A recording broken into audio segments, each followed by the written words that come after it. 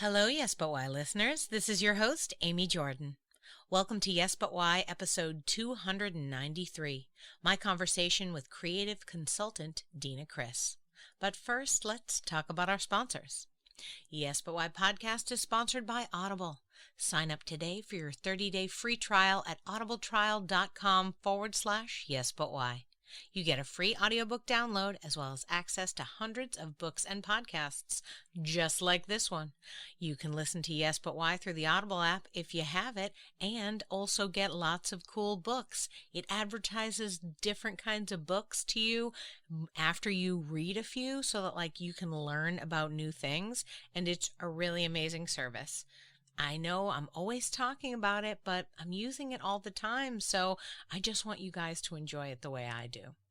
Go now to audibletrial.com/YesButWhy to sign up and get your account today.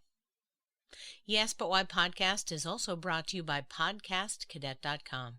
Podcastcadet.com is the company that my husband Chris and I run to help podcasters.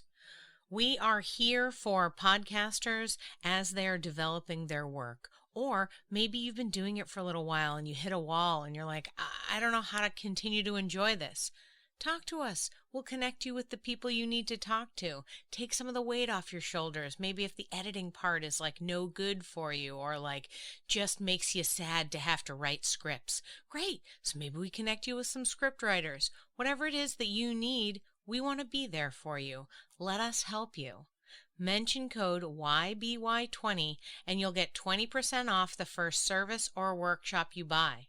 That is to say that there is lots of opportunity for you to have a free consultation and for you to go to the website and see all of the free stuff that we already have up there.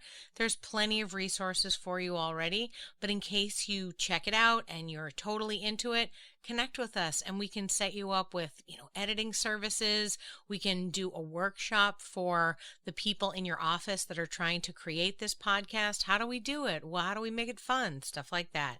We want to be there to help you. So just go to our website, podcastcadet.com, and let us know how we can help you with your podcast in 2022. Yes But Why podcast is also brought to you by True Hemp Science. True Hemp Science is my resource for vegan-friendly whole plant extract CBD oil. There are so many different products at truehempscience.com. You should check them out and see which one's going to work for you. CBD is an amazing thing that now we all have access to, and it can help you with your joints or just to calm down or just to take the edge off. Check it out now and use code YesButWhy7 to get 7% off your order of $50 or more. Plus, with your order, you get a free packet of CBD edibles with it. TrueHempScience.com. This week on Yes But Why, I chat with Deana Criess, creative consultant and applied improvisational specialist. Listen in as we talk about comedy, positivity, and WKRP in Cincinnati. We totally hit it off, and you're going to love it. I now present to you Yes But Why, episode 293, Deana Criess on building inclusivity through improv. Enjoy.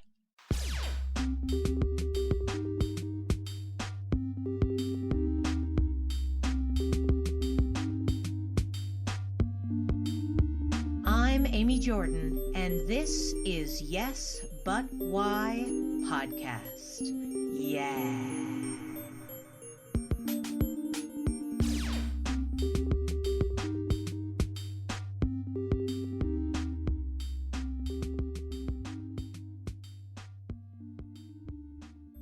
Well, so I grew up on an army base in Massachusetts, in the middle of Massachusetts, and I feel like that's important context, I guess. Yeah. And I was the kid who I never liked dolls, dresses, girly kinds of things that back then, this is how a girl plays. You have tea parties and you play with dolls. And my sister was that for sure. I have an older sister and that was all her. I was like, I want to build forts. I want to, if I don't get scraped today, then I haven't done my job. I was absolutely an adventure kid. And my sort of dramatic play, as we sort of now as educators, we understand there are different forms of play. My dramatic play came sort of in the form of, I would take my sister's Barbie dolls, and I would like make them be anything other than like what a typical Barbie would be. And I had a lot of Tonka trucks, and logistically, in order to fit Barbie into a Tonka truck, you have to cut off the bottom like third of her legs. Oh my God. Yeah, I sound like a monster. So I would like do that so she could like then go on like, you know, four-wheeling adventures outside. And then my poor sister would get back, and I would like, they would get all dirty because, you know, you got them outside in the woods, the Barbies, and then I would come home and I would have to take the Barbie clothes off because they're dirty, and I would wash them all in the sink. So, and then often forget them. So more than once my sister would come home to find a sink full of naked, like wrong Barbies where I had like sawn off their legs. Yeah, I also was raised, yeah, it's fine. I was raised Catholic, so I would also like make Barbie, like we would play mass, but like Barbie was the priest. And also, why are we playing mass? I don't know, Amy. And I did a lot of like let's play school. I'm the teacher. Everyone do what I say. And then that eventually led to like, and when I say eventually, like in first grade, so it wasn't like, you know, years, it was, I'm putting on a show, you all have to be in it, but also none of you are good enough, so like you're the understudy for me, and learn these dance moves, and also you're bad at them. It was a very one-sided play. As a teenager, I became more collaborative in nature, but those early years. Oh, I used to give voice lessons, but I never took a voice lesson, Amy, and I was, you know, in third grade. But I would ask the neighbor kids to pay me $0.25 to teach them how to basically belt Barry Manilow songs. Yeah, so I made like a little sign, and I would like put it out, like sort of like Lucy and the Peanuts, when I was, you know, like classes are in session, and I had a little paper cup, and people would put the quarter in. And then I would just scream at them Barry Manilow songs and then make them do it too. That's yeah. Mm-hmm. Did you use that boombox I got to see earlier? Was that did. involved? I had, so it depends, Amy. If I was at home, then we used my parents' amazing, you know, hi-fi, which had a turntable and a cassette player and an 8-track built in, and very big speakers, because to my dad's credit, he actually was an audiophile and loved good sound. But what if, Amy, I wanted to teach outside that day, or I wanted to teach at my friend's house? Then the portable 8-track player would come with me, and I had a little microphone. My parents bought me a microphone to plug into it. That was like, I don't know if you've ever seen the microphones that were like from the 80s that were like way too big, and then they had like the giant like windscreen on them, so they were like giant puffy at the top, and like it was like a sponge. Anyway, I had one of those, and that's how we would Oh yeah, I definitely had microphones growing up. I was a microphone girl. Shocking. Oh yeah. And then I recorded a lot of albums on my own that, again, was just me singing along to music, like, again, same, like, you know, John Denver like in the background, and I'm just loudly singing into a microphone and recording it on cassette. And then we had like the double cassette player, so I could like make more than one. And then for many years I gave those to people as Christmas gifts. And again, I'm like in first and second grade. No one wants them. Yes, they do. I guess they do. Before second grade, any gifts like that are great. I've had plenty of people on here be all like, I guess my parents had to suffer through me dancing in the room. What do you mean suffer through? I love it. When my child does a song and dance number in the middle of the living room, it's the best. Even when my friends are over who maybe don't have children, we all stop and he does something cute and we comment, oh God, he's so cute. And then he goes away and does something else.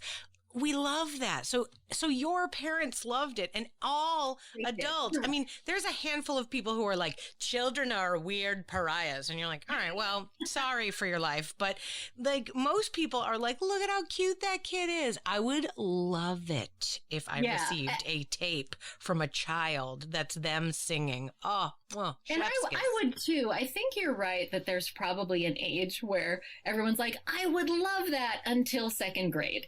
And then like when your fifth grader is like, your fifth grade neighbor is handing you like a demo tape they made at home. Now that's probably strange. I don't know. I mean, unless it's like a legit demo tape with like a whole, they like, oh, I made this, I put the guitar and the drums together and I sang. I'd be like, you're impressive. Like, no, that's what my kid would do. I did not have that technology or talent. So again, it's just me. It's just me loudly singing over Anne Murray, or John Denver, you know, some ABBA, some Bee Gees. It depended, but yeah, there's a point where most people would age out of that. And instead, I made it my life. Yeah. Well, but that's how it happens. Some people just do it when they're children, and then they're like, you know what, I want to be a doctor. And then there's some of us who are like, I love it when people look at me, and I will continue to do whatever it is that I need to do to get them to continue to look at me. And so, you know, my mom was a teacher, and she was very political, and she used to have like letter writing parties at our house, and we'd have all these adults around, and I would go from group to group and do impressions and tell them jokes, and they laughed. And so that literally their laughs fueled my entire life of doing theater and comedy and whatnot. Like those original laughs at my like Julia Child impression as a tiny child are like, that's what I've been trying to get back for my whole life. Same. My mother was a teacher. She was very invested in the union, her teachers union. We had all sorts of rallies and parties and protests. And my impression was Elvis. So I would go around. Yeah. Why was a 4-year-old girl doing an Elvis impression? Because that's what you saw. I mean, why was I doing Julia Child? Because my mom clearly watched it on PBS. Like, how would I have known what that was? Yeah. Yesterday, my child, I showed my child the David S. Pumpkins video from SNL because it's Halloween, so it's everywhere. And now he's walking around the house going, I'm David S. Pumpkins, man. So there's nothing. I mean, it's like whatever you see, you just repeat, and it's beautiful and adorable. So, you know. Well, what's interesting is I have two kids. They are now, one's going to be 18 on Saturday and the other is 20. So they Good are. For you. Thank you for surviving this long. Yeah, you got it. You got it. They're amazing kids, and they were raised in the theater. So they were literally raised by improvisers from the time they were tiny. And I was able to like create, you know, improv programs for kids as they were like needing them. So like, I need a place for my 4-year-old to go after school. Let's create a program. And they literally grew up in an improv theater, and all of their babysitters were improvisers, and they were in improv classes from the time they were, I think, 3 or 4 years old. And the big joke back then among my colleagues was there's going to be a day when they're like, teen rebellion will be they hate improv. And boy, did that come out true. Like it absolutely, they, you know, their rebellion, because they're musicians and theater kids, and their big rebellion was like, we don't want to take improv anymore. I'm auditioning for a scripted play. like as if that was like I know, like, how dare you? And now it's sort of the family joke that they obviously love it and love what I do, but they have an appreciation for improv that is like very meta for young people. So they did a show. We had like a fundraiser, and they came in and like they submitted for a show slot. My two teenagers got one. Didn't tell me anything about it. They showed up at the fundraiser, and their bit was like doing bad short form. So they were like, they would start every scene like digging a hole, and like naming each other Steve, like, hey Steve, how's the digging? And then they would do short form games where like they called someone up for Pillars, which is the game where you tap someone on the shoulder and they say whatever comes to mind, you work it into the scene. And they would tap someone on the shoulder, but then not use the word, because to them that was like, this meta bit was hilarious. And the audience had no idea what to make of it, except for all of my friends who had helped raise them. And so they were all like, you know, we're all rolling on the floor because we think it's the funniest thing in the world. And so like, I don't know, all of that is to say I have encouraged them so much to be creative and to be the people they want to be. And it turns out the people they want to be, like the 20-year-old is like, he started college studying economics. And I was like, no, like you will study theater, because like I desperately wanted him to go to music school or theater school. And he was like, no. So, well, I mean, college isn't always, I think that there's this, if you get to go to college, I feel like if you have that opportunity, you don't have to use it for just education when it comes to, I know that people are like, it's very expensive to just be daycare. And I'm like, listen, it's practice adulthood in the best possible way. Like, I would not be able to take care of myself as an adult if I didn't have those sheltered moments when I was thinking I was taking care of myself, but really there were 5 or 6 adults keeping an eye out to make sure that I was okay, and I ate, and like, you know, I got in on time, and like things like that. There were rules and whatnot at my college that like felt fine to me, and I didn't worry about it. But now that I'm an adult, I'm like, man, thank goodness they made us all get in. We had to be in by 10 p.m. Like, what would we do if we didn't have the curfew? And like, I was an adult. I could have gone anywhere. Like, the idea of college, like also the fun thing about like learning new stuff too, is that it's really just a tipping point to whatever it is. I mean, economics is just understanding people, right? Like it's like math with an application in the real world. And that's just a fascination with people that you put in that person.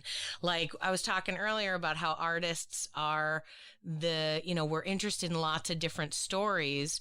He learned all about theater already. He spent all these years learning. He doesn't need to go to a theater school. I mean, I don't know about you. I have a degree in theater, and that degree in theater, while fun and exciting, and I love all the people there, did not prepare me for the actual world of either theater or film or getting a career in this at all. In fact, that's one of the reasons why I do this podcast, because you can try to go to any theater school. They're teaching you academic stuff. They're probably teaching you Shakespeare, which like, love you, Billy, but like, relax.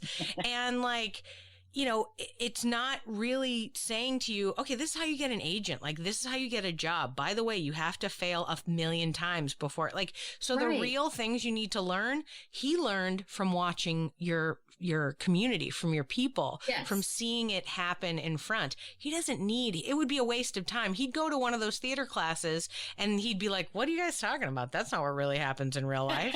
Right. Well, in a weird twist. So we were talking about sort of the idea of like the kind of play I did as a kid is not at all dissimilar from the adult I became. Yeah. And so like for them, you wonder like how much of this is nature versus nurture, and how much I never told them they had to do theater. They just sort of, that's the world they knew, I guess. So they sort of went in that direction. Although my son started school as an economics major. So I went to Emerson for broadcasting, and audio production, and comedy writing was my minor. Nice.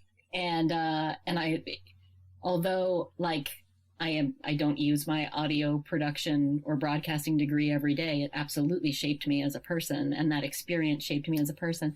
And so while my son spent 2 years studying economics, he's now transferring to, guess where? Emerson? To study broadcasting. So as much as he tried to get away from that life, he sort of came to the realization during the pandemic of like, you know, like so many college students, he was doing college from our basement. And he was like, what is the joy in studying this? Like, why am I doing this? Like it all, I think for so many of us, the pandemic helped us, like gave us the opportunity or forced us to have a sort of rethink of everything that we know and do. Yeah. And so for him, it was like, wait a minute, if you've always said I should do what I love, I guess I should do what I love. So, and I hope that's true for so many people, that like they're taking this opportunity, that they have used this opportunity this last year and a half as a way to really like take stock, man, of like what all the joys in your life and how you can fill your life with more joy, which I think is what he's trying to do right now. And hopefully the financial aid will allow us to do it. Yeah. Yeah, he can pay it later. It's fine. We all do. That's another part of adult life where it's all like, look forward to your student loans. They're going to be fun. Or until you have your own kids, right? Like longer. It's never ending. Yeah. Yeah. I don't have that much debt, but it's definitely not paid off. Caveat to what I was saying, where all art schools are not helpful and don't teach you the right thing. I didn't go to Emerson myself, but I have heard from multiple people who have gone there and have actually used what they did, that Emerson does do a good job of giving you information about like what's in the real world and doing that. So just to, give them a shout out, I was talking smack about how art schools don't know how to art, but I've talked to quite a few Emerson grads who have really done like legitimate, like good work based on the stuff that they learned there. So yeah, it's shout out to Emerson. Shout out to Emerson, sure. And just to be fair, I think there are a lot of schools that you're probably right, would do that for you, right? And I also think for me, I found my people, I found my voice, I found like a community that was going to let me unlock sort of who I was, which is, I just wish that for everyone to be able to find at some point in their life. I've been lucky enough to find it twice, once then and once when I sort of rediscovered improv as an adult. And so whether you have the opportunity to go to college or whether you have the opportunity to do something as indulgent as study theater, it's, for me, it's not about that so much as like, what did I study? I want everyone to be able to find the community that embraces them so fully. And I think that has certainly become harder in some ways in the last decade of our country, in the last year and a half of a pandemic. And in other ways, it's become easier because you end up with these online communities that have been unbelievably transformative for people. But I think that the internet and its existence, and then the pandemic's opening to us being able to connect with each other, has just allowed us to find people who made us feel home. I like it, like at home, like you were saying. Like, not everybody finds that in the town that they're from. Not everybody finds that in, their school or whatnot, but it exists. And that's another reason why I do this podcast, is to be like, have you never met another person who does theater? Because your whole town is like, that's not a worthy pursuit.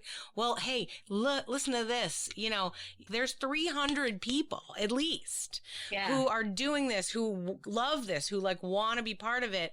And that's worth it to know. Like, if you're out there in the world and you're like, if only I could meet a friend, here you got them. Listen to their stories. They're here for you. Yeah. And for me, so I grew up on this military base. My parents were super supportive of the idea of oh, she loves to sing and she loves to play pretend. Oh, good. Although I loved to do that, I had crippling stage fright, did not want to get on stage at all. And my mom, to her credit, hated it at the time, was like, you're getting up there. And it wasn't as a stage mommy thing. It wasn't like she was dragging me to film auditions and stuff. It was just, she could see how much I loved it, and she didn't want my fear to stand in the way of me loving it. And that is an adult thing that I've come to realize, because back then it just felt like, are you kidding me, lady? She would make me sing at if there were more than 3 people in a room, she would be like, Deana's going to sing a song from Annie. And I was like, I do not want to do that. And then cut to me being a performer as an adult. It wasn't ever that I wanted people to look at me, which I think is a lot of theater kids when they're doing that kind of stuff, right? They want the applause and the laughter. For me, it was like, can I make people happy?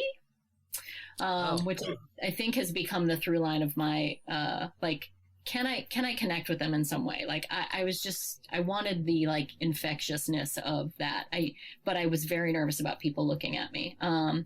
So they were actually like so supportive and didn't know what to do with that. Right. My dad was a Green Beret. My mom was a teacher. They were not raised in the theater. They knew nothing. They knew nothing of that world. We didn't have theater classes for kids. I didn't know that you could go to theater camp. I didn't know that until I got to college. And I was like, wait, you all went to theater camp? Oh, me neither. I was so mad when I found out. Yeah. Right. And like, that's not my parents' fault. And so they did like the only thing available really in our town or anywhere around our town. It wasn't even our town, was like, obviously your school would have some stuff. And my mom was really great about being like, we need more stuff for her to do. And then like just finding community theaters where it was like all adults, but like, here's Deana. She's 6. Do you have something that she can do? She's 8. Do you have something she can do?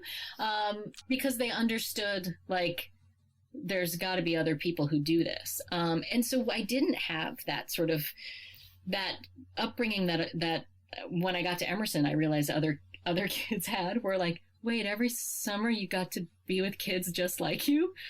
Whoa, what would that have been like for all of us who didn't have that, And I that's probably why I was so passionate about like creating improv programs for kids, because I just wanted every weirdo to be able to be in a room with their fellow weirdos. And I used to say like, oh man, if I had improv classes when I was 8, how different would my life be? And the answer is none. Like, how would it be different? I would probably be a grown up doing improv. So yeah, I mean, you already went to Emerson, which is like, top echelon Boston artistic school, and like, you went in for broadcasting, like with a minor in comedy writing. Like that's pretty solid. How did you even know to pick those things? Like I have a drama degree, you know what I mean? Like my theater was like, my college was like, you can be in the theater. And that can be your major is drama. And I was like, cool. Like yours seems very specific. It is specific. It's interesting, Amy, because I didn't have the courage to actually go in as a theater major. I didn't feel like I knew enough or was good enough to be in those rooms. Oh. And so, which is interesting.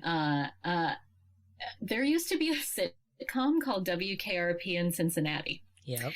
And for the uninitiated, it was a like behind the scenes workplace comedy about a radio station, like a classic rock and news radio station, starring the late great Howard Hessman, Lonnie Anderson. It was a really well written show, like better than it needed to be for the time. And so as a young impressionable child, my parents must have watched it or something, but in my mind I was like, radio seems like a good fun thing to be. And I didn't understand as I was like in high school, what I didn't understand is what I really liked was comedy and sitcoms. What I thought I liked was radio. So I decided to study radio, and then got to school and was like, this is the coolest thing ever. And then met all these people who were funny and realized like, oh, the process of writing to creating this world is what I like. So that led to the comedy writing minor. So that was sort of a later discovery. Did you ever get into Garrison Keillor? I mean, I personally did not find that until I was an adult. Yeah. But I feel like if I had heard that, and WKRP, total fave show for sure. But like the idea of the Garrison Keillor like stories, and then like they've got the Foley operator making the noises, like that part that I've seen is so, that's the only thing that's ever made me go, I would love to make that kind of radio show. Like, I know that admittedly podcasting is radio. That idea of creating those kinds of shows, I mean, it can be done on the radio. So I think it makes sense that would be your path. So in high school, I had a teacher, he was probably an English teacher. I don't really remember. I just remember A, thinking he was dreamy, and B, I had a couple of teachers in high school that like got me a little bit. Like I had a psychology teacher who would give me different assignments from everyone else. They were basically what I later realized is like he was giving me like writing, like improv prompts. So he would give me assignments that were like, okay, it's Little Red Riding Hood, but what happens the next day? Write 3 pages. And like, to me, that sort of unlocked that whole world of like, yeah, what if? And then this other teacher, introduced me to Garrison Keillor, and he was like, you seem like, I feel like you would like this. And I'm sure he realized that like, why would I know that exists? Right? Like, why would a 14-year-old or 15-year-old know that exists? And the thing that sort of became one of the things I was obsessed with is the idea of doing live Foley. Like, again, for those who don't know, Foley is the idea that you're creating live sound effects, like with objects in your space, right? So there are people who do this full time, and they are fantastic at it. And so in college, I created a sketch show that we would do live on the radio. And I, like, in addition to playing different characters, we would also switch off doing Foley. So we all had to be like cross-trained on how to do everything. Our second episode on the air, so Emerson has a very well-respected radio station that is broadcast all over New England. And we couldn't believe they gave us a slot, and they did. And we were supposed to have a slot for like 10 weeks. In week 2, we got pulled off the air mid-show. They never let us come back because we did a sketch. They put us in the time slot right after they aired Mass. So I don't know if this is an all over the country thing, but in New England, every radio station on Sunday mornings broadcasts church. Is that a thing that happens? I don't know. I haven't really listened to terrestrial radio in a long time. I feel like that sounds like something that would happen, but I don't know. So they put us on right after. And in the second episode, we did a sketch. I don't remember what it was called, but the bit was modern day Jesus on a first date. And I played the woman he was on the date with. And it wasn't like grotesque or like pornographic in any way. We weren't swearing or anything, but in the middle of the sketch, we couldn't hear ourselves anymore. So like, it's broadcast through we're all wearing headphones, and then suddenly we couldn't hear ourselves and we're still talking. And I was like, what's happening? What's going on? And then it wasn't until, obviously the producer came in and was like, there's a technical glitch. We're going to have to reset. Like, we'll get you back on. And then like 10 minutes went by, and eventually they came out and told us they pulled it for, people were calling in offended, and they weren't going to let us do the show anymore. And I remember my mom calling and being like, it just cut out in the middle. You were so funny. I was like, apparently we're also very offensive. Yeah. So all of that censorship early on. We had one sketch that was called, I don't believe I remember this, called The Less Than Menacing Adventures of Octopus Boy, which was like a parody of like a 1920s or 30s radio drama. And so like we did get to do that one on the air, and that like had so much Foley effects in it, like trying to replicate what we wrote it just so it would be all Foley effects. But the idea of like what an octopus who was on land moving through the world, like what would that sound like, was it remains one of my favorite things that I've ever done, is like getting to like make suction cup noises live on the radio. Awesome. Oh my God, that's so fun. I love that. Mm-hmm. Yeah, well, as an improviser, so I started as like in high school and college, it was like sketch writing and then eventually stand up. Ooh. And improv was really like, I didn't come to really till later in life, but me too. found my like, oh, this is what it is. Got it. Instantly connected with it. And the idea of improv is that it's disposable, right? And so I think with improv, what I want is that the art doesn't last, but I want the experience to last. I want the transformation someone has doing improv to last for them. So I think that's the way that improv as an art form can have can like stick to a person. It's not that they get to. I don't know that there's much joy in like videotaping. What am I, like, old? Yes, I am. I say that all the time. I'm like, I'm listening to my books on tape. Well, I don't know how much joy people get from recording a live improv show and watching it back 20 times. I don't think improv is meant to have that kind of staying power. So then how does it have staying power? And I think, again, it's in the emotions you feel when you're doing it or experiencing it, the transformational power that improv can have over someone. And that sounds probably very, I don't know, culty or whatever. No, I talk all the time about how the most important thing about improv for me is the philosophical angle. Mm-hmm. Like, I love the performance of it, but I am aware that the actual what happens on stage is different everywhere, all across the world. But the philosophy of it is the same all across. The idea of yes and, the idea of supporting one another, having each other's back, the idea of creating a space where a person feels comfortable to throw in whatever idea that they have, because you're going to accept it and run with it and figure out how it all works. And I mean, if I've said it 1,000 times, I'll say it again, improv could save the world. I mean, like, if we could do a couple solid improv workshops with like the UN, I think they could really make better decisions, because then they'd be open to ideas, like, to the point where, in my opinion, the only way that you can do improv badly. Now, I've seen a lot of scenes that weren't funny, fell flat, nobody connected. Sure. But I don't mind those. Those are just trying and failing, and that's part of art.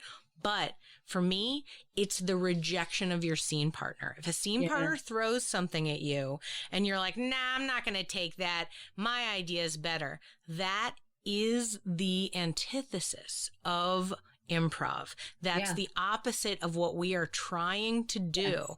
We're trying to create an open space for everyone to be able to say whatever they want, and we will go with it. And I think that is what buoys the art form and what allows it to be in every country in the world and be slightly different, because every country is slightly different culturally. So they take that philosophy and package it differently. And also theater business is separate from the art, you know, and so the way in which they have to sell it to their audience is going to be different than anywhere else in the world, right? But the essence of yes-anding is what brings us all together and what keeps me coming back. Yeah, absolutely. 100%. I think at its core, I know at its core what it is meant to do, this art form that we call improvisation, is to be inclusive, is to create a safe space for everyone who wants to be a part of it. And when you say improv can change the world, I absolutely believe that, and have spent literally, like, from my third improv class as an adult, where I was like, that would be fun to do. I'm just going to sign up for a kooky class a couple hours a week. I was a preschool teacher in an integrated classroom between, it was set up for children on the autism spectrum and their neurotypical peers. And by week 3 of my adult improv class, I was like, got it. So I'm going to take this exercise, this goofy thing I just did with a bunch of adults, and I'm going to bring this into the classroom tomorrow, because this could have a powerful impact on these kids. And I mean, that's what Viola Spolin was starting with. She was trying to help kids connect. So how far improv has come from what Viola intended and taught. And I think, the documentary just came out last week about Viola. And so my hope is that the pendulum is swinging back to one where we are actually going to do the thing that improv is supposed to do, and create safe spaces for everyone and inclusivity, and realize that this work can be done by anyone at any capability. So yeah, my entire career has been, has had one thought, which is the one you just said, Amy, that like improv can save the world. And so I have been lucky enough to be able to look around the world and say, well, that's a problem. Could improv solve it? And then try to figure out the puzzle of how. And like it started that third week of my level 1 improv class in Boston, and has led me to absolutely, like, you can track that the next decade and a half of my life to what I do now, at Perkins School for the Blind. And I just feel like if we are open to the idea that improv is so malleable and that it can be adapted, as you said, it's done all over the world, and it can be repackaged to adapt to anyone's culture, to anyone's mindset.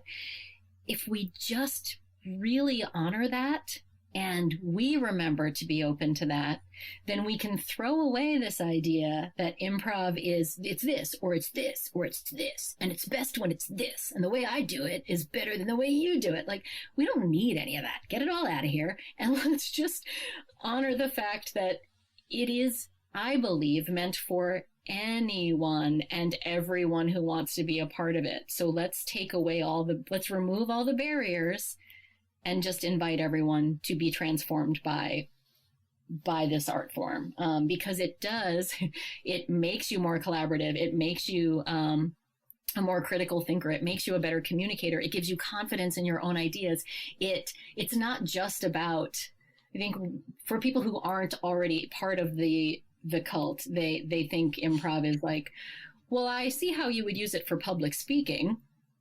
Yes, I should sign up for an improv class because my boss says I am robotic when I deliver this presentation.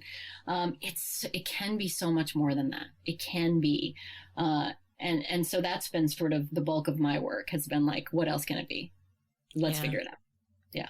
So how has your performance and theatrical performance and improv instruction informed the work you do now with the Perkins School of the Blind? Yeah. So, we were talking earlier about whether as theater kids, do we want everyone to look at us, and do we want the applause, or what are we chasing there? And what I realized when I first got into comedy at college is like, yeah, I think it's about you're working to earn those laughs. And when you're writing, you're scripting every word, and you're honing every word as a stand-up to get those laughs. What I realized in improv is, it's more about the moments of connection. And so that's what I've been chasing. And so it started as a performer where and I think a lot of improv performers can relate to this idea of being on stage and seeing something unlock in an audience member where they're like, they realize that what we're doing is magic and they could do it too. Like, that is what I was chasing as a performer, more than like, did I land a really funny tagline at the end of this scene? And so like that, the idea of like, this is magic and you can do this too, was what I was really like inspired by. And so that quickly led to teaching. And again, it was not, I want to create the funniest improvisers. It was, I want people to unlock their own potential through improvisation. And so teaching like standard improv at like, your 101 class or level 1 class or whatever. But I was also a preschool teacher when I was new to improv. And so that was like, I was taking everything and applying it in the classroom, which then led to me. I had my own kids. One of them was experiencing a lot of bullying in school. And I was like, I feel like improv could save the world. Like, we can just teach these kids how to do improv. There's no more bullying, because that's stupid.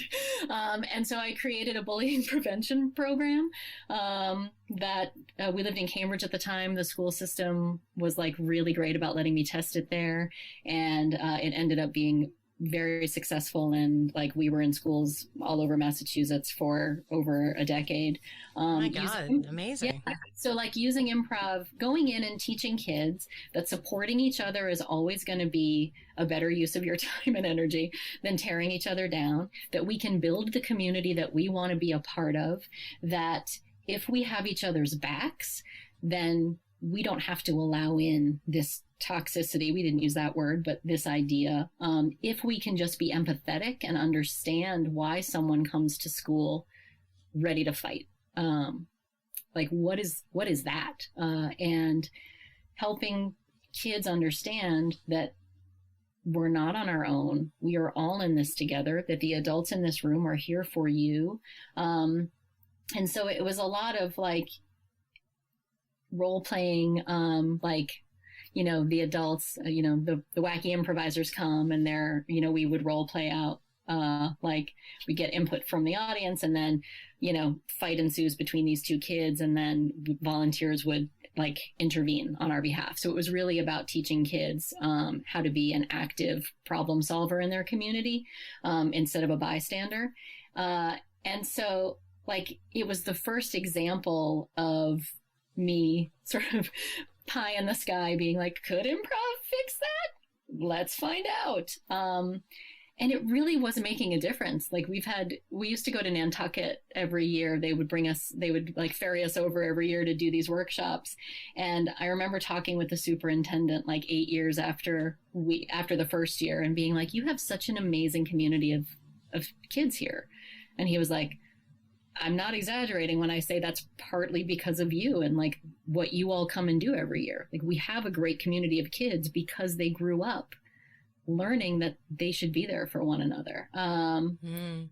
Yeah. So that was like the first instance of that. And then I was like, well, okay, if it can do that, what could it do for like people who are living with dementia and their caregivers, and what could it do for kids on the autism spectrum, and what could it do for adults with Down syndrome, and what could it do? So I sort of became known as like the lady who, if you felt like improv could help, call Deana, because she could probably build a workshop for that. So what a great thing to be known for. I know. I mean, honestly, it's pretty incredible. So I did a lot of work at Children's Hospital in Boston, and you know, educational workshops at the Children's Museum, and, you know, Museum of Science, and all of these places, lots and lots of schools, in both bullying prevention and like the idea of diversity and equity and creating safe spaces. So that was like all the school-based work. And all of that is to say, when Perkins School for the Blind, which is the oldest school for the blind in the country, second oldest in the world, when they were looking to build a program for adults, young adults, a job training program, they reached out to me and said, how could improv help? Like, explain it. We don't know what we're talking about, but we heard you do. So what would that be like? And so they originally brought me in as sort of a curriculum consultant to help embed improv into this jobs training program. And that's what I do full time now. So at Perkins, I teach as part of our Career Launch program, which is a job training program that helps young adults who are blind or low vision get career track jobs. And I'll just pause to say that most people don't know that the unemployment rate among adults with visual impairments is 70%, 70. Whoa. So 70% of adults who are visually impaired who could work are unemployed. It's a crisis. And so this program was created as one small way we can help sort of stem that crisis and get people working. And so that's led to, because now I'm at Perkins, I'm also now working in their what's called their secondary school. So with the high school students, teaching radio classes using improv in radio. And yeah, so it's all come full circle, I guess. Yeah, it kind of has. Yeah. I bet your broadcast professors would be proud. I know. I should reach out to one of my professors who, you know, because Facebook, we can find them now. Plus, Perkins School of the Blind, and you mentioned it's like a high school, right? Or it has a high school. And so they could be going to Emerson with all this knowledge that they've developed. They're like, you want to go into broadcasting? Let me tell you who to talk to. Like, yeah, I mean, Perkins as an institution serves like from the time you're born. If you're born and diagnosed with a visual impairment, all the way up to like, you're an older adult. The school itself, like the formal school, is K through 12, which could mean, adults as old as 24 could still be in the secondary school. Perkins is very fortunate to have their own radio station on campus. Ooh. Yeah, a very generous donor funded the construction of a radio station.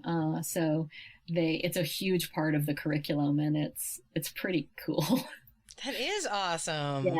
Each of the high schoolers like makes up their own like zany DJ name, and they all get to be on air if they want, and it's really cool. Honestly, no kidding though, like I bet you the audio engineer that is blind would be so much better because they can hear nuance and detail and stuff that others can't. Like my husband has that kind of hearing, and he's an audio engineer. Like he'll be like, hold on, I can hear this little noise in the background. He like moves some things and he's like, okay, it's gone now. I'm like, I didn't hear anything. I didn't hear any noise at all. But like, they probably, at least the ones that are deeply interested in audio engineering, have that skill, have that hearing. And what a like awesome, we need that, by the way. I do a lot of work trying to look for good audio engineers. Please tell them to get into it. We need really good ones. Because right now we have a bunch of kids who are like, if my phone doesn't do it, I don't know how to do it. And you're like, what do you mean? Yeah. And not to get on too much of a tangent about like accessibility. There are so there are so many people, a lot of people, for people who've seen like the Daredevil show or read those comic books, there is this myth, this popular myth that folks with visual impairments have like superhuman hearing. Obviously they don't. What they do have is fewer distractions. So without the visual information, you're right, they can hone in on the audio piece and focus in on that in a much stronger way. So it's not that they have like a superpower, it's just that's the sense that they are paying more attention to. And so they can do this work more intuitively and more naturally. The barrier is that in many professional settings, the software that you would need in order to be a sound engineer is not accessible to people with visual impairments that might use a screen reader or might use a magnifier. And so part of the work that our program is trying to do is not only give adults the job skills they need to work, also to advocate and educate companies to say like, hey, we've got a bunch of talented people. They would love to work for you. They cannot because your software will not allow them to work. And, there's certainly lots of class action lawsuits against companies where they haven't found a way to make or the will to make their software accessible yet. You are right. Like there's a lot of young adults with visual impairments who would love to be in radio or broadcasting or be professional podcasters. And it can be very difficult because of the inaccessibility of the software platforms. Dude, I am so moved by this, like to the point where I'm like, listen, I got a few ins at some technology festivals. I'm going to see if we can't talk to people. Like now my husband goes to all the audio because he's an audio engineer. And also part of the work that we do is we book AV labor. So like we go, and he is obsessed with all the new technology. So he goes to these technology events. Yeah. I'm totally going to be going there. Like, hey, well, what do you have for this? Hey, how are you making it better for them? Because I think that is an untapped market of artists that we could like be bringing into and making everything so much better. Like how awesome would it be if these kids who really want to be, like music producers really can do it, because finally we convince the people who make the equipment it's something they can use, it's got Braille on it, or it's got voice commands and stuff. Like, that's amazing. Like, yes, that is, I was like, I'm excited about that. Yeah. I mean, I would so love to talk to you more about that. When your listeners aren't here, because they probably don't want to spend an hour hearing that. I don't know. I think that they're interested in artists, and they're interested in helping all artists, no matter where they're at in the spectrum. So don't worry. I got a kind-hearted crowd. Love you guys. We did. I have worked with some amazing young adults who have sort of like figured out workarounds. So you mentioned Braille. There certainly are not audio boards, production boards that come brailled. So like working with people who can braille them so that they can use that sort of equipment. So there's tactile things we can do. We can braille a soundboard. It's the bigger barrier is often the software itself. And some of them are technically accessible, which doesn't mean the usability is easy. But I do there's one student that I worked with who is a music producer and produces his own music. He writes and produces his own music. He's been blind from birth, and he is incredibly, incredibly talented. So it's not that it can't be done. It's just, it's not easy. Yeah. It's not as easy as it would be for you or I. No, absolutely. It's kind of like we were talking about with, other kinds of diversity, where it's like, yeah, absolutely. Did that Black actor make their way all the way up to get an Academy Award? Yeah, they did. Was it super hard and everyone along the way was like, no, you can't have it. No, you can't have it. No, you can't have it. Yeah, absolutely. Every door was closed and they had to, remove the hinges and get going through it. But absolutely, the music producer that is just one of those hardworking, not going to let anybody stop you. But the problem is not everybody's like that. And you have to make sure that whatever's going on, that it is open for everyone, even if it's hard to do. Like, I've had things I'm a persistent, loud, I will get what I want. I will walk into that office over and over and over and over and over until you give it to me. That's just my way. I have shy friends. I have friends that are not interested in being involved in that sort of like active, aggressive, like work. And so they're not going to be able to accomplish what I had done because I am willing to go in and be like, you got that for me yet? You got that for me yet? You got that for me yet? Yeah. It's the thing we were talking a little bit about earlier, this idea that, wouldn't it be nice if we created spaces that by design were open to everyone, instead of this idea of I'm going to create something for me and then maybe retrofit it for other people. That's still a very exclusive mindset, right? That I'm going to center it for me and my experience. And then if you're lucky, I'll open it up a little bit and carve out a little slice for you. And it doesn't have to be that way. And I guess, is like audio production, also improv, also the world, right? And I think, one of the things that the pandemic has done, both in my professional life at Perkins School for the Blind and Career Launch, and also in my my improv professional life that is not that, sort of the outside Perkins stuff, is the pandemic has it's been an equalizer in so many ways, because we have taken away the burden of transportation. And I don't just mean the physical burden of transportation, which is real. And for a lot of the people that I work with, that's the biggest barrier to being able to have any work life or hobby life or whatever, is how do I get there? How do I get there?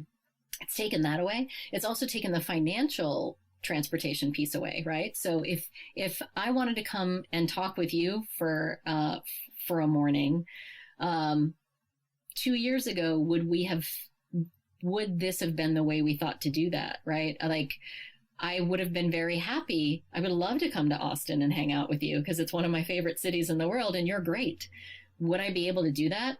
Not all the time, because that's a financial burden. And for a lot of people now, in the last year and a half plus in the pandemic, we have we have taken that away. So now I get to play with you. Yesterday, I did a show with people all over the country. And I think we had one person from Canada. I've certainly done shows where people are on the other side of the world. And while, yes, that is possible sometimes, a couple times a year at a festival, now it has become the norm. Now it has become every week I get to play with someone who I could never have met before. And if that isn't like an amazing manifestation of the idea that this should be open to everyone, and that like this art form is at its best when different people are coming together, like it has just unlocked so much more for me, just like creatively. And it's just brought me so much joy to know that like I get to play now so often with people I've never met before. And that just wasn't true. You know, most of my improv career, it's the same beloved people that you get to know and like they become your family. And I love that. I wouldn't not want that. So I'm not saying like never go back to in-person improv where you have a troupe of people that you know and trust. I do think the last year and a half has like proven to all of us that we can also continue to build community, and we can continue to meet new people, and we can continue to gather our improv nuggets from all over the world. It doesn't have to be just that thing it was. And I hope that now that hopefully things are opening back up, and certainly I know folks who are back doing live in-person shows, I hope that we don't forget what we've learned as an improv community in the last year and a half. And I hope we don't go back to, we are now, it's always going to be these same 8 people for the rest of time because they auditioned 3 years ago and got this spot. And I hope that we remember that we can be creating with people all over the globe. And it's different. And I know a lot of people are afraid of it. I have friends who've been doing improv for decades who haven't done a Zoom show yet because they're like, I wouldn't know how to do it. Yeah, you do. You just turn on your camera and do the same thing you always did. There is something frightening about technology to a certain, at a certain age. You know, you get real nervous about trying to learn something new. I was like legitimately at a podcast convention in Miami when the pandemic, like in March 2020. And, they were telling me, everyone at the place was like, you got to use Zoom. Zoom's the thing. And I was like, I don't know.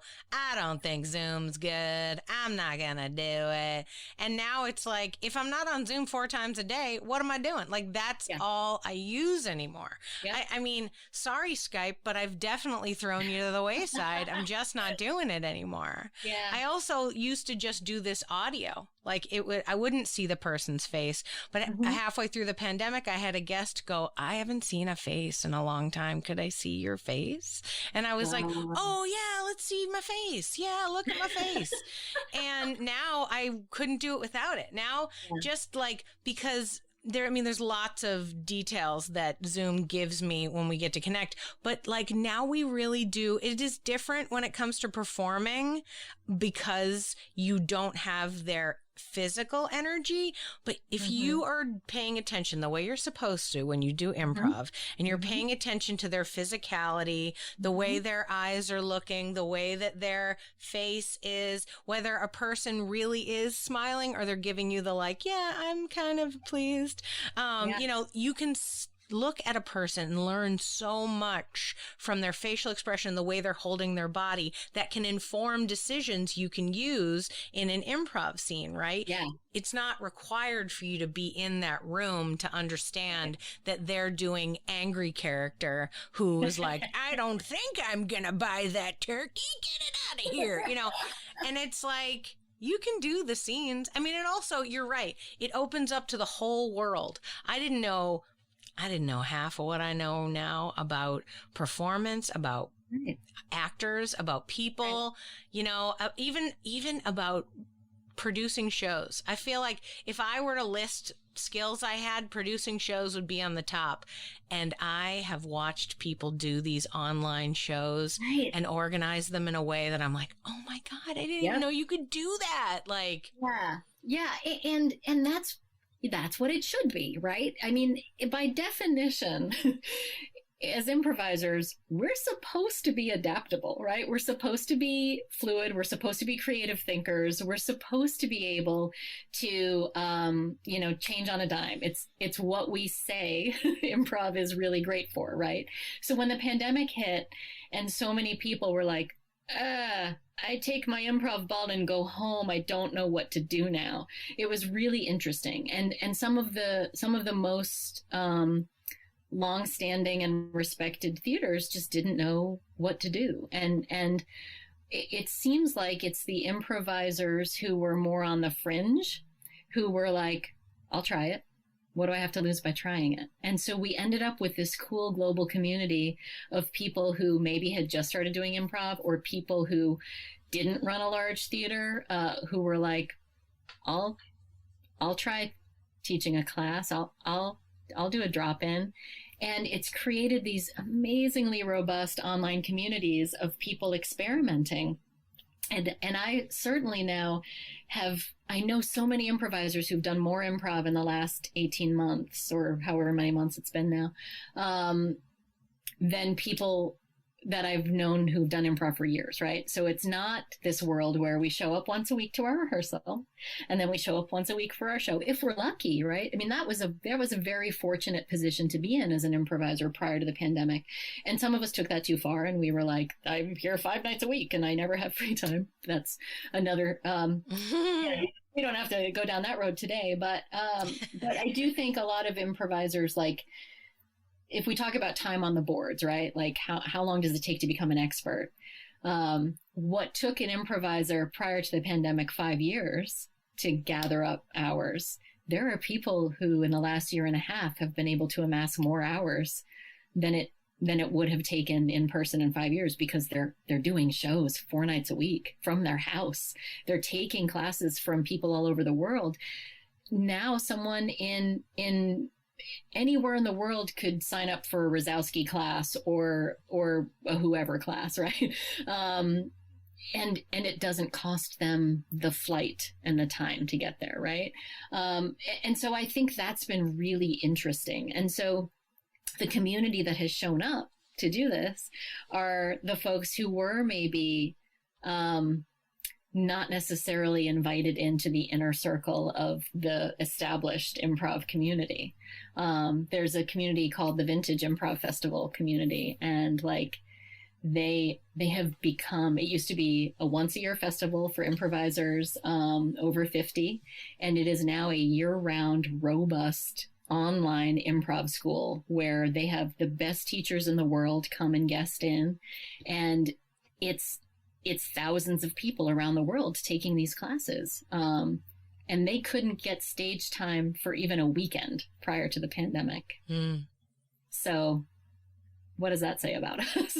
Yeah, it's something really fascinating. I think we've learned a lot about what producing shows is. We've opened our minds to what audiences will take in. I'm waiting with bated breath for regular television networks to like receive the message and do it, because they're still churning out the same crap. And it's like, are you not watching the cultural changes? Like, are you not on point with this? Like, we're not interested in your same sitcom with the family. Like, we're looking for something different, like, and it doesn't have to be dark. In fact, that's the other thing. Art on television, movies was getting real dark right before the pandemic. And now I feel like there's a lot of shows that are like, you know what's cool? Hope. You like some hope? Oh my God, were you aware that hope was a thing? Let's talk about that. Look at this hopeful character. He's so hopeful, right? Right. I mean, the success of Some Good News when it was successful. And we were just so hungry for anything that was positive. Like, we needed it. And then it got all weird and doesn't really exist anymore, except as an Instagram handle, I guess. But oh, well, I mean, it's hard to do an online show. And if you're a person whose money and career is tied up in going to do movies, the minute they let you go back, you're going to go do that. Right. Like, I was like, no shade to Krasinski. Bro's got to make, 16 more movies that we will all enjoy. So thank you. He's allowed to live his life. Yeah, go ahead and do that. But you're right. There was a positivity. It's like Ted Lasso. We wanted a positive male character. He is like nothing but forgiveness and kindness. Yeah. And that's the essence of his character. And he was, it exploded. Now, when I saw this show, it was just before the whole world was like, did you see Ted Lasso? And so I was like, oh, this is what I needed. I needed to watch this show about kindness. I needed to watch this show about forgiveness and moving past hard times. Like, this is what I needed in this moment. And it made me feel good. And then all of a sudden, it was like 1,000 think pieces on Vice about how Ted Lasso is the true cultural change that we all needed. And I was like, yeah, that's what I'm saying. Yeah. Like, I also think, like, not to nerd out too much about comedy, but that's why we're here. I think Schitt's Creek was a great example of that show had existed in the world for years. Very few people had found it. The first couple of seasons, like the first season is pretty like, these are crappy people and we don't care about them. And then to watch the trajectory of the writing of that show change, and then surprised, like bait and switch, it was actually this loving, sweet show about inclusion and like what a positive community can be. I think is pretty phenomenal. Like, I think, Dan Levy's ability to like steer that show in the direction that he needed it to be and the world needed it to be. And become America's sweetheart. Yeah, I mean, it's pretty incredible. And the fact that like it took off, I think the success it had, right? It went from being this tiny little show that a few comedy nerds were like, hey, like, if you like Catherine O'Hara and Eugene Levy, you'd probably like this show. I think it went from being a tiny little Canadian show. Without the pandemic, I don't know that we would have seen the huge takeoff that it had. And I think part of that is because during the pandemic, like, we needed something that was going to be, like Ted Lasso, something that was going to be positive, even if we didn't know that's what we needed. And so I like the idea of Schitt's Creek as a bait and switch, because at first you're like, oh, I guess it's kind of like Seinfeld. Like, these people are all monsters and I don't care about them. And there's not a sympathetic character in the bunch. And then, turns out, if only in the last episode of Seinfeld, it turned out that they were all really kind and like helpful to everyone. No, it was just a total shark jump after shark jump. Yep. Oh my God. Yeah. I mean, but we liked those characters. For a long time, I think characters that existed in a world where they didn't acknowledge their own like mistakes and fix them. Like that's a storytelling model. For sure. Yeah. I mean, I talk about that when I teach writing classes to people who are writing series. I go, but the most important part of this situation is that you can never solve her problem. Mm-hmm. Your character has X problem, and if you solve it, the show is over. So she will never learn. And that's painful for a lot of us, especially when you're the writer of it, that your character just keeps hitting that same wall. Mm-hmm. But I'm sorry, the business needs you to be able to churn out more of it. The art wants you to resolve the story, but you can't. And I think if we apply the improv mindset to that, right, not only does that problem have to continue, it's got to get worse, right? It's got to heighten. We have to pour gas on that fire. It's got to get really, really, really bad in a fun, light, comedic way, right? So, like, I guess some of them don't. Yeah, right. But you're right, because the moment that problem is solved, we know we're not invested anymore, right? Like when Ross and Rachel get together, we don't care anymore, so they have to break up. and then they have to get back together and they have to break up. And, we have to continue to see this problem get worse and worse and worse. And it can't be solved until that last episode. Totally. I mean, if we learned anything from Who's the Boss, it's don't put them together. You're right. They got together and it was terrible. You know what I mean? And it was like, I'm really sorry. Will they, won't they, has to maintain. You have to have that. I believe we've learned lots of things from Who's the Boss. Oh, I mean, I learned most of my life from that, for sure. I model my adult woman after Mona. Sure. For sure. Like, and I'm not quite there yet. I mean, I'm only in my 40s, but I'm getting there. And when I do, I am going full Mona. And I might even dye my hair red. My husband would hate that, but who knows if he'll be there when I get to Mona. Well, Similarly, I'm going to go full Helen Roper. So it'll be same red hair. It'll be giant red hair, but it'll be lots of like caftans, just a lot of big silky dresses. And I'm just going to move through the world not caring with giant clunky beaded necklaces. Realistically, if I was going to take a character, and live their life, it would be Maude.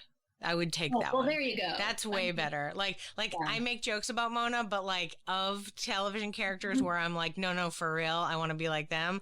Outfits included, Maude, for sure. Well, and then may I say, if we're already in B. Arthur's world, let's do it. Then Golden Girls Dorothy, also a really great sort of aspirational character for the woman I would like to be when I'm that age. I also feel like we're going to need footnotes on this episode where people are like, what are they talking about? Helen Roper was the neighbor, the landlord's wife in Three's Company. Three's Company. Oh, played by the amazing Audra Lindley. I loved that show so much. I miss it. I mean, not that everything isn't available on the internet and I could watch it right now if I wanted, but no, it's not. And it certainly wasn't the same as me experiencing it as a child because it was also as a, just to shout out Three's Company, as a comedic influence for a young comedy person, it was a great one because it had one constant joke. I mean, is it very much of its time and a little vaguely offensive now? Yeah, it definitely is. The entire premise is weird. Yeah. But at the same time, they were all great comedians. The gags were great. Oh my God. Such good writing. It was just a good show. John Ritter was an incredibly talented physical comedian. What it was teaching us, and I'll say us because I think we're wired similarly. I think what it was teaching us is the idea of sitcom structure and story structure. Yep. And every episode of Three's Company has your A plot, has your B plot. It has the cold open. It's got the group scenes, right? It's a Herald. It absolutely is. And that's why there's 3 roommates, yo. Yep. Right. And 3 is the magic comedy number. So I think we didn't realize the lessons we were absorbing. Just like when I talk about WKRP in Cincinnati, I didn't realize what I really was enjoying was sitcom and story structure and comedy writing. I was like, oh, it must be radio. I think, we didn't realize watching things like Cheers and Three's Company that we were, and Taxi, that I was, as a child, getting a master class in story structure and character writing. And most people probably didn't watch TV through the same lens we did. But. Yeah. And, to sort of round that out to our entire conversation, I think that artists look at the world in a different way. And we've talked a lot about how, improv and a lot of the art that we've worked on could be helpful for people to take in the world and be able to have empathy for other people, to understand the true good reason for diversity and care for one another. And the unfortunate part, which I think is not something to take away the hope of the situation, but I think that sometimes some people are attuned to receiving those messages and some people are just not. The cacophony in the heads of those that cannot receive it is just too much, and they cannot they cannot clear the curtains just to see what's on the stage. They're just stuck in their head behind the curtains going like, oh my God, this isn't going well. I think this is, oh, what's going on? Like, because I have friends where it's like, they'd be great at being on stage if they could just get out of their own way, but they can't. Yeah. They can't. And you have to kind of just meet them where they are and try to be with them. But certainly because of all the talk that I've done on this show and interviewing people and discussing it with them, I think that there's a certain personality, and thankfully that personality is also a go-getter who's going to go and make changes and make sure things are accessible for everybody and be part of it and push the boundaries as it goes through. But not everybody's like that, and that's okay. You know, like everyone processes the world in whatever way they do it, and whatever method, whatever show or detail gets you through it and keeps you happy and pleasant, I think go for that. Yeah, and I think as we get back to like what can improv do for people? Can improv save the world? When we think about people who can't get out of their own way, I feel like that is so many people, and those are the exact kind of people for whom an improv class can absolutely change the trajectory of their life, which isn't to say all of those people need to be improvisers. Most of the people that I teach aren't looking to be improvisers. These skills are just things that will help them in their everyday life. And I think like for someone who is so stuck in their head and who second guesses everything they do and who lacks the confidence to put themselves out there, that's the exact kind of thing improv can help with. And in the work that I do at Perkins, these young adults that I'm working with, because of their visual impairments, have often been excluded from social situations, have often been excluded from so much of life. They are often not asked their opinions. They are often not asked to contribute. And so a lot of the work that I'm doing with them isn't just around, I'm going to teach you how to have how to give a good presentation while you have a visual impairment. That isn't really the work that I'm doing. The work that I'm doing with them is, I'm going to hopefully this work will give you confidence in your ideas, will help you stop second guessing yourself, will help you be more open and honest about what you want, because you're allowed to want things. You're allowed to ask for things. And so, yes, does that help them in a job interview? Sure. It's also so much more than that. And that's been, I think, as we talk about a through line through my improv career, I think that's been it, right? What can improv do for each of us at our core? Not to put on a funny show. Sure, put on a funny show. That'll be great. That's also transformative for people, right? People need to laugh. People need that release. It's more, for me anyway, what can improv do for you in your everyday life that will help you, like, see yourself in a better way, or help the world, like help you help the world. And like, as we were talking about sort of improv on Zoom and how it can be an equalizer, and me saying like, shouldn't we be infinitely adaptable? It was really hard for me to figure out, like, how do I take the work that I've been doing with sighted people and then do it with people with visual impairments. Okay, so let's solve that puzzle. Cool. So then we were doing that, and then the pandemic happened. And now it was, okay, how do I take the work that I figured out how to do in person with people with visual impairments and now do it on Zoom where they have no visual information? So that was a steep learning curve that we had to solve immediately, because if I was doing improv for performance or like teaching a standard improv class, I could take 6 months to figure that out. I needed to serve this community like as quickly as possible. So it was definitely an exercise in like, let's try, let's take the risk.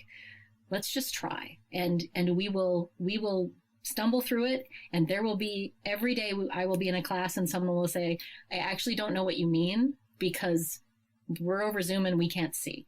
And that sort of the trying and failing that you talked about earlier, the idea that like we need to set up a space where we're able to do that and be safe doing that, led to, I'm still learning every time I do it, but at least, we're still serving this community. We're able to still do this program. And it is very different than what I did, 3 years ago. And also so much of it is the same. And I guess that's what I want people to take away is like, we can do improv in so many different ways. And there are things that will remain its core, the support, the risk taking, the idea that we have each other's backs, the idea that we are going to be working together to create something that's never existed before. Everything else should be flexible. Every other thing we do about it should be flexible, which means anyone should be able to do it. Yeah. So I want to ask you one final question. I'm going to change our direction just slightly. Mm-hmm. We've talked a lot about saving the world and doing some solid work, to use improv to improve people's life experiences and also to improve people's perspectives on the world. But I wanted to ask you about you and how you are processing, in this pandemic. You've mentioned that you've done some Zoom classes and you've connected with people, and like we talked earlier, you and I have connected on the improvisers talking about food group and how great that is. Yeah. But what are you doing right now to creatively fill your cup? What is it that you're doing to make yourself, filled? Yeah, I am very lucky in that my day job does allow me so much creativity and freedom. It's that puzzle solving that I love. It's what I've loved about so much of my improv career is like that problem solving piece. And I was missing the sort of like the lightness, right?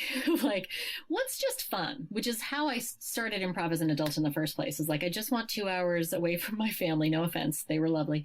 But just to have like 2.5 hours that work for me. And so that, in the pandemic has been really fun. I've been very lucky to have a community, things like the improvisers talking about food group and meeting people there who have been like, hey, do you want to like do a 10-minute set this week? And so it's been a lot of meeting people and playing with new people, which has been really fun. And so I've been lucky enough to guest in on a bunch of people's shows and do a lot of online festivals. And there's a regular show. It's like a monthly show. I laugh because and I mean this in the best way. So for those who don't know me, if I say something is like dumb, it's my favorite thing in the world. And classic like, Boston phrase. Yeah. It's like the dumbest show and it's the best. And so it's this former student of mine, and her bit is that she's like a local, like learning annex improv teacher, who believes she's like a guru at the level of like, Del Close, like the character believes that they're that great. And it's a very meta insider baseball bit where it's like, she's just teaching the antithesis of what improv should be. And so once a month, she just gets these improvisers from all over the world to come take her class. And it's bananas in like the best, dumbest way, because there's no expectation for it to be anything other than, I'm going to show up, and in this hour, I have no idea who's going to be here. I don't know what's going to happen. I don't know what I'm supposed to be doing here. There's no talk beforehand about what it is or what it's going to be. We turn on our cameras, and whoever's there is there, and we just play for an hour. And like, Rick and Laura Hall were on a few weeks ago, and like I love them so much. They're very dear to me. And like yesterday I hopped on, and it was people I used to play with in person who I hadn't seen. Some of them I haven't seen in like 5 years. So like Will O'Hara was there, and I was just like, what is this magic? So that's been a weird like through line for the pandemic of like keeping me joyful. So that fills my cup. Yeah, it's called, I believe she calls it the world's greatest improv class or something. It's on, you can find it on the YouTubes and the Facebooks. But yes. It's ridiculous. So that's been very joyful for me. That's so great. Awesome. Yeah. That's so hilarious. Yeah, it's super dumb. Oh, well, Deana, thank you so much for being on the podcast. It's been really great talking to you. I've enjoyed our entire time spent together, whether in the recorded parts or previous where we talked for an hour. That's right, audience. You miss a full hour of us having a great time chatting, but it's been a really great day talking to you, and I'm thankful that you were on the podcast. Amy, this has been a true honor because I've been a fan of the podcast and a joy. I feel like I have been reunited with a long lost sister today. And I really, when things get safer, I'm going to come find you, and we'll have a very long lunch or something. I don't know, but I hope this is the start of many conversations, as you are a joyful human to know. Oh, that's so great. Thank you. Oh, you're so sweet.